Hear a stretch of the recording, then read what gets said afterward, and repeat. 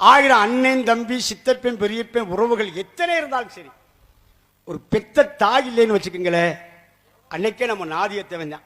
ஆமா, ரொம்ப முக்கியம். குறிப்பு, பெத்த தாய் ரொம்ப ரொம்ப முக்கியம். நம்ம கல்யாணம் பண்ணி மாமே மச்சனைகளுக்கெல்லாம் தீபாவளிக்கு துணிமணி எடுத்து கொடுப்போம், ஆடி தீபாவளிக்கு துணிமணி எடுத்து கொடுப்போம், மச்சனிச்சிக்கு வேறு முட்டை எடுத்து கொடுப்பான்.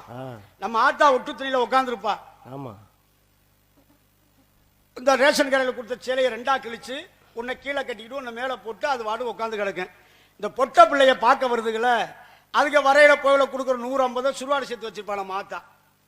அது அந்த புண்ணியவதி அந்த மருமக என்ன ஒரு ஈயத்தட்டு, ஒரு வாவலம் இல்லாத ஒரு ஈயச்செம்பை கொடுத்து அந்த கிழவியை உட்கார வச்சிருது. அந்த கிழவி அது வாடு உட்காந்துருக்கும். ஆடி தீபாவளிக்கு நம்ம பகுமானமா இருப்பான். அப்பதான் ராத்திரி கேட்பான் நம்ம ஆத்தா நம்மளை கூப்பிட்டு, டே இங்க வாடா, விடிஞ்சா தீபாவளி, கறி பிடிக்கல என்னடா செய்ய போற,